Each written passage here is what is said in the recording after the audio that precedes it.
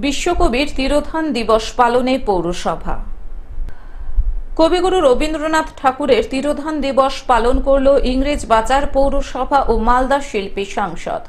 আজ বুধবার সকাল ৮টা নাগাদ মালদা শহরের রবীন্দ্র এভিনিউ এলাকায় রবীন্দ্রনাথ ঠাকুরের পূর্ণাবয়ব মূর্তিতে মাল্যদান করে শ্রদ্ধা নিবেদন করেন ইংরেজবাজার পৌরসভার চেয়ারম্যান কৃষ্ণেন্দু নারায়ণ চৌধুরী। এছাড়াও উপস্থিত ছিলেন কাউন্সিলর ইনচার্জ শুভময় বসু, মালদা শিল্পী সংসদের সভাপতি ডক্টর ডি.এন. সরকার, সম্পাদক মলয় সাহা সহ অন্যান্য পুর আধিকারিক ও সঙ্গীত শিল্পীরা। 22শে শ্রাবণ বিশ্বকবি, আমাদের প্রিয় কবি রবীন্দ্রনাথ ঠাকুরের তিরোধান দিবস, এবং আমরা এই তিরোধান দিবসে তাকে শ্রদ্ধা নিবেদন করি ইংরেজবাজার পৌরসভার পক্ষ থেকে।